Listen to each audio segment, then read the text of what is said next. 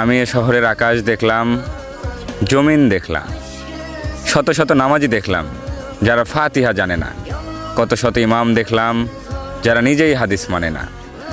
আমি এমন খাঁটি মুসলিমও দেখেছি যারা যৌতুকের টাকায় বিলাসিতা খুঁজে নেয়। আমি তোমার এমন ভক্তও দেখেছি যারা নিজের অসুস্থ বাবাকে বাসায় রেখে পীরের পায়ে তেল দেয়। এ শহরের কত কিছুর সাক্ষী আমি কি মাফ পাবো? যে কপাল তৈরি হয়েছিল সিজদার জন্য, সে কপালে আজও দাগ পড়েনি, তার জবাবে কি বলবো?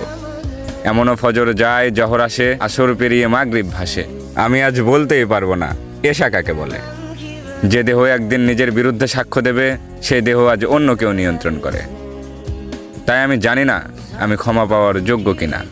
তবে পৃথিবীর সর্বশ্রেষ্ঠ গ্রন্থ কুরআন বলেছে, তোমার রহমতের তুলনায় আমার এ পাপ কিচ্ছু নয়। তাই পাপী হাত দুটি উঠিয়ে দরখাস্ত জানাই, ইয়া মালিক, এই ফরমালিনযুক্ত শহরে আমাকে ভেজাল মুক্ত রেখো।